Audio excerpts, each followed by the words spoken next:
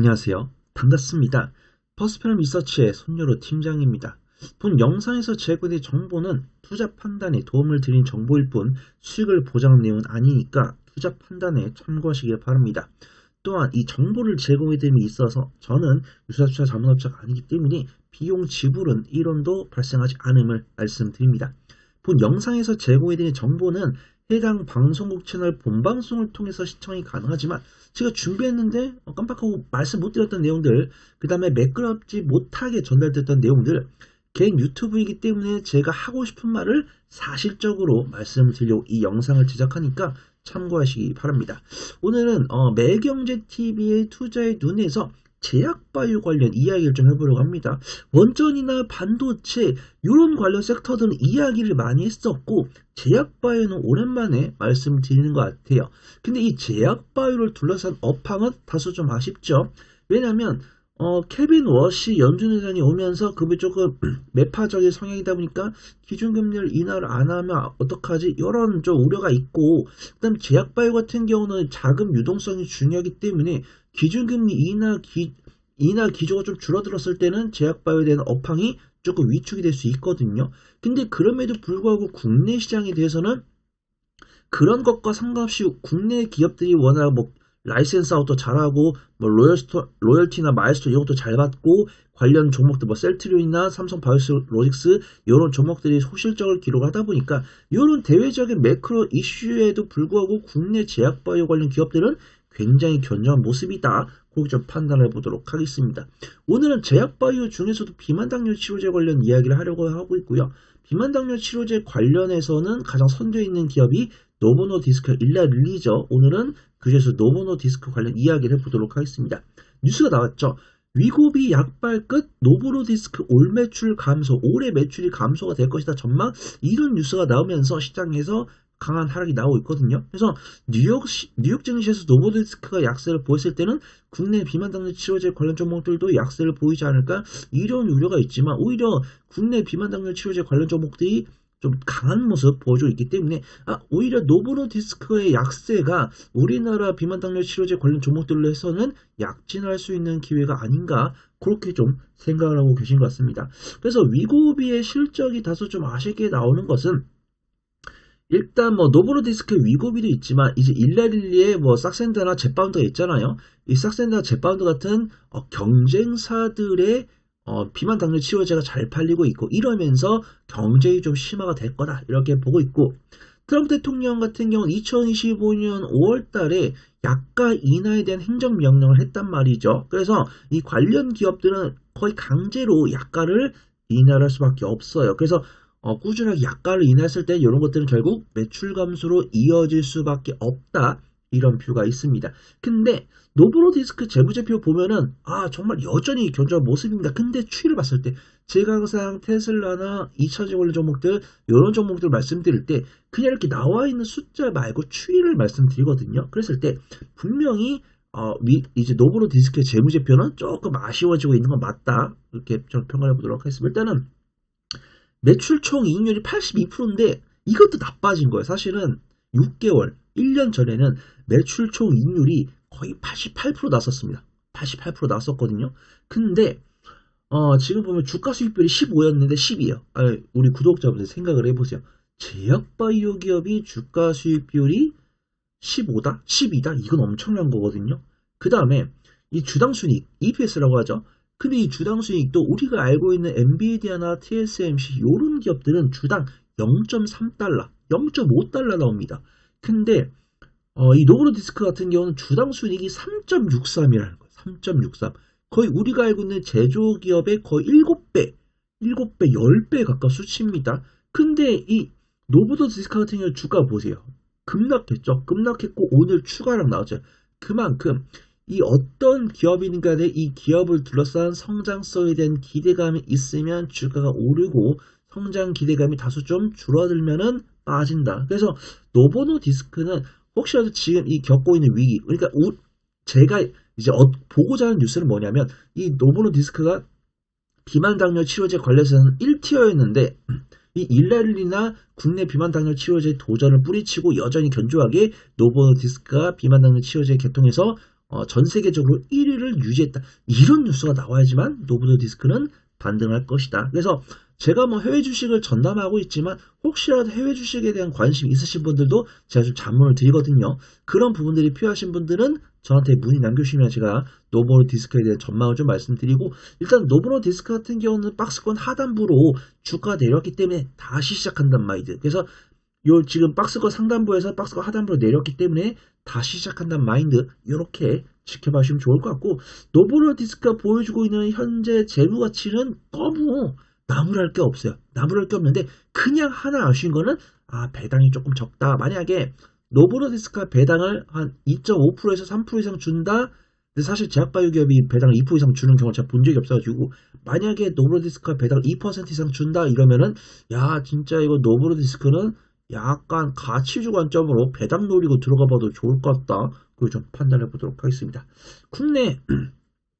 국내 비만 당뇨 치료제 중에서 가장 유명한 거 뭐 있을까요? 일단 뭐 사실 뭐 펩트론이나 일렐리를 들 수 있지만, 펩트론이랑 이제 인벤티지랩이죠. 펩트론이랑 인벤티지랩을 들 수가 있지만 그런 종목들은 제가 언급드린 적이 있었고, 그 다음에 그들이 최근 좀 쉬어가고 있어요. 펩트론이나 인벤티지랩 좀 쉬어가고 있는데, 그 중에서 가장 강한 모습 보여주고 있는 기업은 한미약품이랑 삼천당 제약이기 때문에 이 한미약품과 삼천당 제약을 오늘 보려고 합니다.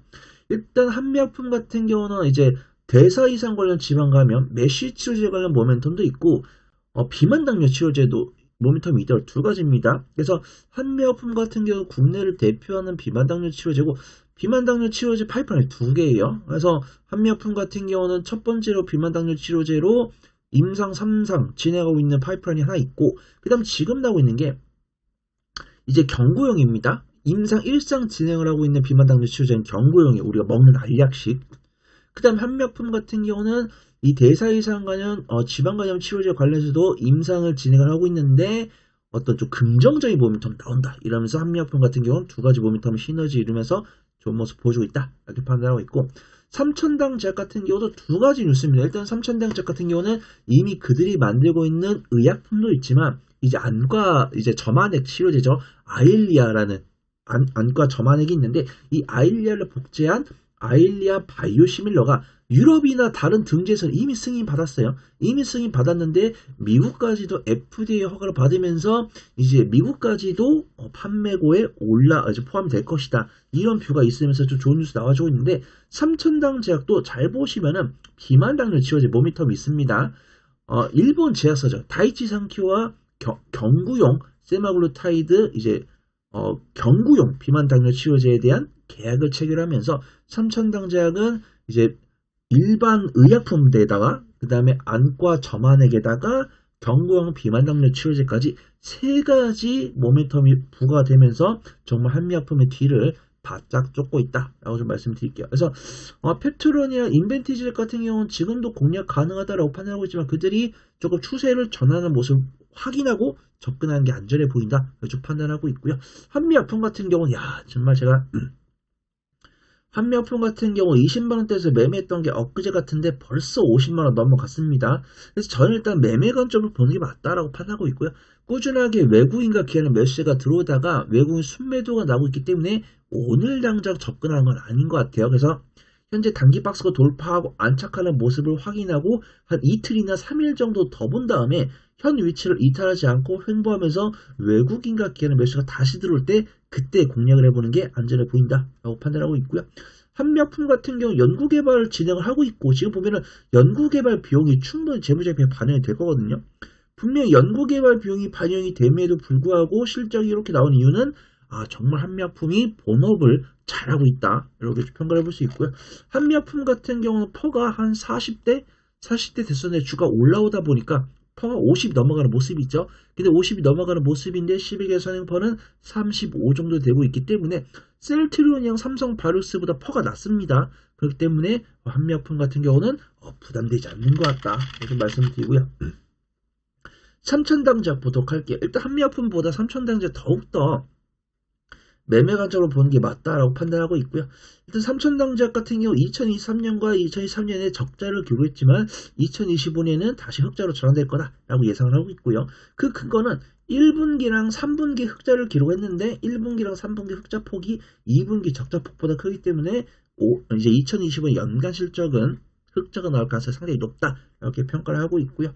근데 주가가 많이 올라왔습니다. 이제 삼성전자 제약이 이 아일리아 바이오실라 진짜 되는 거냐? 이런 의심을 갖고 있을 때는 안 오르다가 이때가 이제 유럽 그런 등지뿐만 아니라 미국까지도 FDA 승인을 얻으면서 판매고가 증가될 거다. 이런 뉴스가 나오면서 강세를 보여줬었고 앞에서 제가 뉴스 보여드렸죠. 경구용 비만 당뇨 치료제를 다이치 산큐랑 계약을 하면서 확실하게 박스권 탈피하면서 추가 상승 나오는 그런 모습입니다.